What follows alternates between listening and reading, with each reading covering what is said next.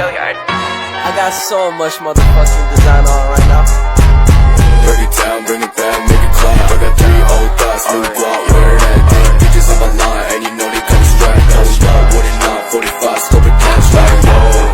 High fucking weed. Assalamualaikum warahmatullahi wabarakatuh. Perkenalkan, nama saya Anggi Nurdiana dengan NIM 203200058, kelas 6D, Program Studi Manajemen Pendidikan Islam, Fakultas Tarbiyah dan Keguruan, Universitas Islam Negeri Sultan Taha Syaifuddin Jambi.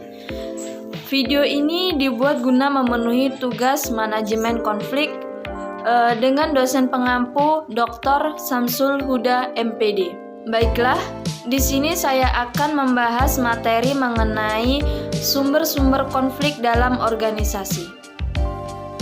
Sumber konflik dalam organisasi adalah peristiwa atau faktor yang menyebabkan tujuan berbeda konflik kepribadian, meskipun mungkin menjengkelkan, sebenarnya tidak hanya memenuhi syarat sebagai sumber konflik organisasi.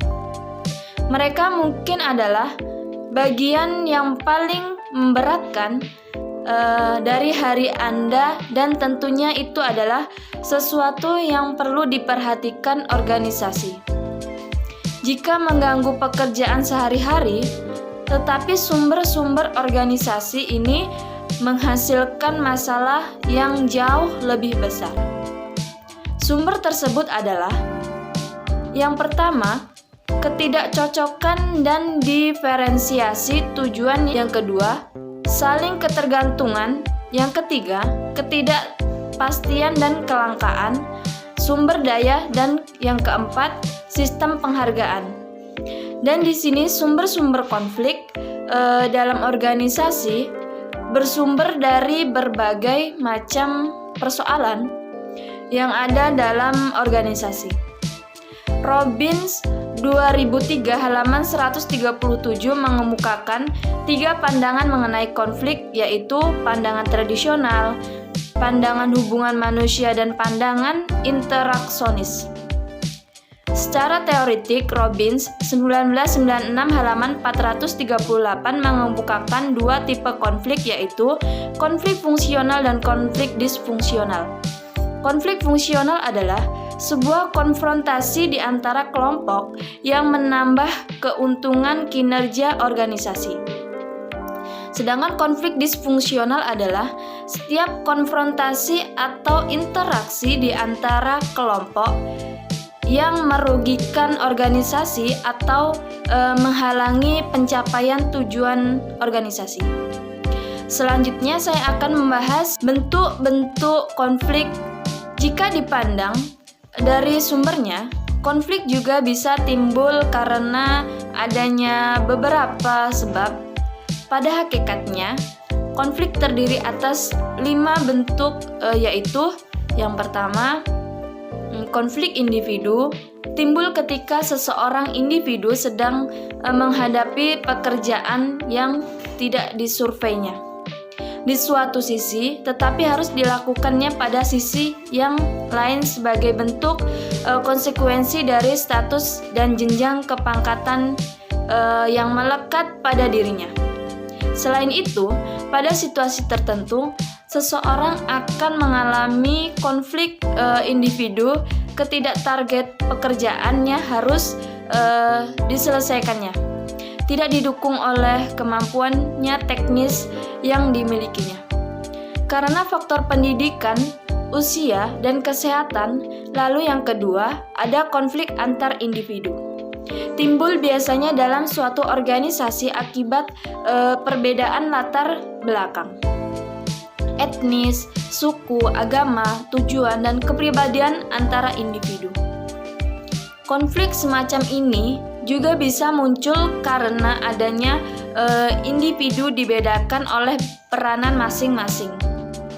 Dalam organisasi, seperti direktur dengan manajer, manajer dengan mandor, dan mandor dengan para buruh, atau sebaliknya. Perbedaan peran tentunya memunculkan perbedaan tujuan. orientasi, dan kepentingan. Yang ketiga, konflik antara individu dengan kelompok.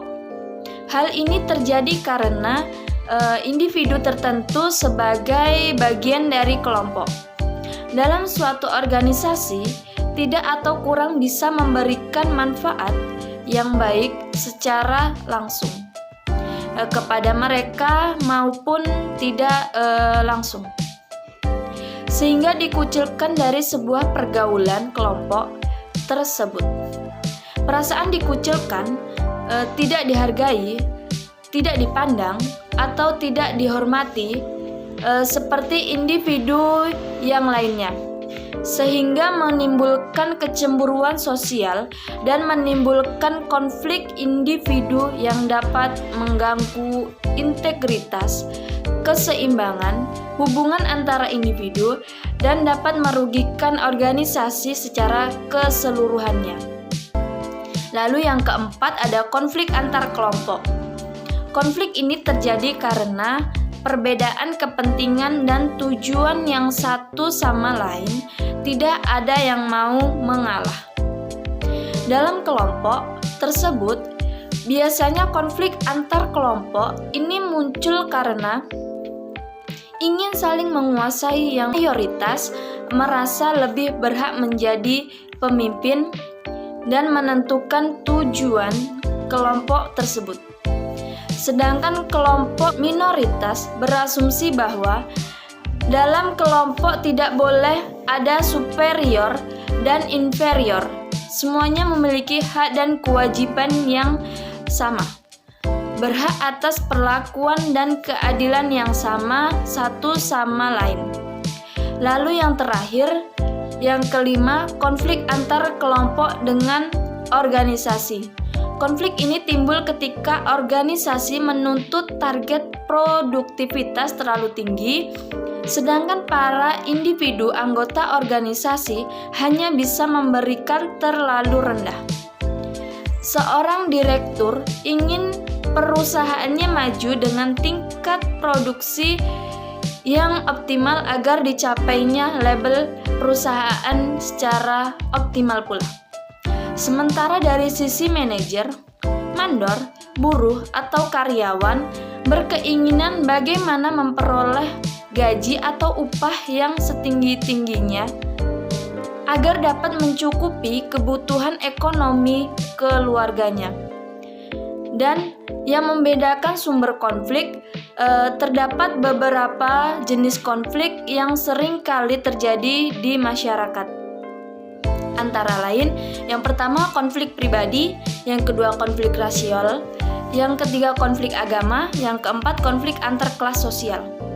Saya ambil kesimpulan bahwasannya konflik sering muncul dalam aspek kehidupan, baik konflik di dalam individu maupun konflik antar perorangan dan konflik di dalam kelompok.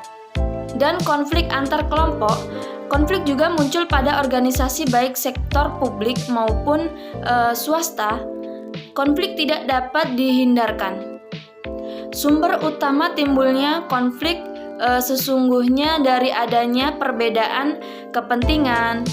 Sumber konflik yang lain yaitu terbagi dari dalam dan luar individu. Dari dalam diri individu misalnya adanya perbedaan tujuan, nilai, kebutuhan serta perasaan yang terlalu sensitif.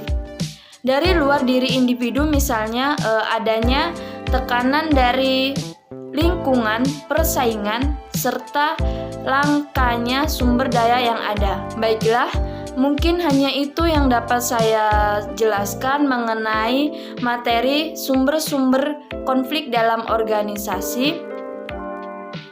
Terima kasih telah menonton video ini. Assalamualaikum warahmatullahi wabarakatuh.